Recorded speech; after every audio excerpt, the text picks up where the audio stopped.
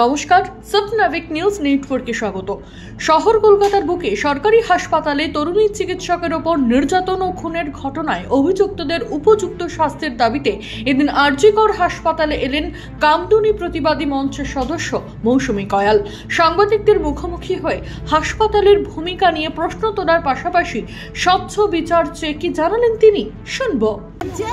একটার পর একটা ঘটেই যাচ্ছে, কিন্তু কোনো রকম ভাবে বিচার হচ্ছে না। একজনকে তো গ্রেফতার করা হলো সঙ্গে সঙ্গে, এখানে দেখুন একজনকে গ্রেফতার হয়েছে, সেটা সিভিক ভলান্টিয়ার। একজন সিভিক ভলান্টিয়ার যখন গ্রেফতার হয়েছে, একাধারে কাজ নয়, এটা সম্পূর্ণ একটা একজনের ওই রোগা মতো একজনের পক্ষে এরকম করে তাকে মার্ডার করে খুন করা এটা অসম্ভব। এর পিছনে আরো আছে, কারণ আমরা সাধারণ মানুষ যখন আরজিকর হসপিটাল বলো, এনআরএস বলো, আমরা যেখানেই যাই প্রথমে আমাদের মেন গেটে একটা কার্ড দেখাতে হয়, তারপরে আবার দ্বিতীয় স্তরে উঠতে গেলে আর কার্ড দেখাতে হয়।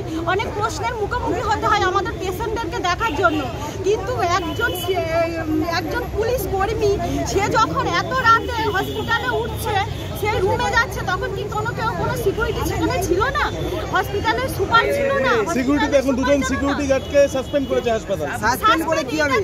মমতার পুলিশ এখন ব্যর্থ হয়ে গেছে বলে কোনো লাভ নেই। যে এটা সাসপেন্ড করেছে, আমাদের রাজ্যে কোনো ঘটনা ঘটবে তারপরে ডিসিশন নেওয়া হবে। সিসিটিভি লাগানো হচ্ছে। সিসিটিভি আগে কোথায় ছিল? আগে কোথায় কেন লাগাইনি? এখন জাস্ট ব্রেন ওয়াশ করার জন্য কোনো কিছু ঘটে গেলে তখনই ব্রেন ওয়াশ করা হয়। আমরা যেটা দেখলাম, মাননীয়া কি বললেন, আগে কি বলতেন যে না সিআইডি আছে, প্রশাসন আছে, তারা তদন্ত করছে, নিরপেক্ষ তদন্ত হবে। এবার উনি স্বীকার করেছেন যে সিআইডি পারবে না, আমাদের সিআইডি ব্যর্থ, এখানে সিবিআই তদন্ত হোক। তার মানে উনি বলেই দিয়েছেন যে সিআইডি এখানে ব্যর্থ। আপনারা কি মনে করছেন যে বাড়ি যাবেন? আমরা চাইবো যে ওকে আড়াল করার চেষ্টা করা হচ্ছে কি? অবশ্যই আড়াল করার চেষ্টা করা হচ্ছে, কারণ যে প্রিন্সিপাল ছিল একবার না, উনাকে অনেকবার কিন্তু ট্রান্সফার করা হয়েছিল। উনি প্রিন্সিপাল বলেছে, প্রথম বলেছে আবার এসে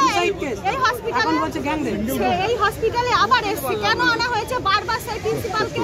সুপার কি করছিল এখানে? সুপার, প্রিন্সিপাল, স্বাস্থ্যমন্ত্রী সব জড়িত আছে। তার স্বাস্থ্যমন্ত্রীর পদত্যাগ করা উচিত, প্রিন্সিপালকে হসপিটাল থেকে দাঁড়ানো উচিত। বারবার তাকে ট্রান্সফার করা হয়েছে, বারবার তাকে কেন ফিরিয়ে এনেছে মমতা ব্যানার্জি? এর পিছনে কি কোনো কিছু আছে? তার সেটা আমাদের দেখতে হবে। 11 বছর কেটে গেলেও কামদুনি কাণ্ডের দগদগে ক্ষত এখনো টাটকা। ফের শহরের বুকে নির্যাতন।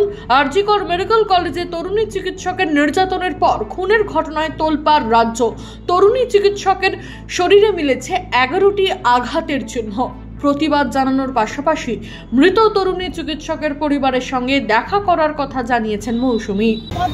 তাদের পরিবারের পেশেন্টরা হসপিটালে পড়ে আছে, চিকিৎসা হচ্ছে না, ডাক্তার নেই, ডাক্তাররা তারা সরকারি ডাক্তাররা তারা বাইরে বিভিন্ন জায়গায় হসপিটাল খুলে, নার্সিং হোম খুলে বসে আছে, অথচ এখানে এইভাবে সাধারণ মানুষকে হেনস্থা করা হয়। এই জায়গায় দাঁড়িয়ে আপনারা কি নির্যাতিতার বাবার সঙ্গে দেখা করবেন? পরিবারে আমরা যাচ্ছি, পরিবারের কাছে যাচ্ছি। সফনাভিক নিউজ কলকাতা ব্যুরো। সমস্ত খবরের আপডেট পেতে লাইক করে সাবস্ক্রাইব করুন সফনাভিক নিউজ। সেই সঙ্গে বেল বাটন প্রেস করতে ভুলবেন না। আপনাদের একটা সাবস্ক্রিপশন আমাদের জন্য অত্যন্ত মূল্যবান। জয় হিন্দ।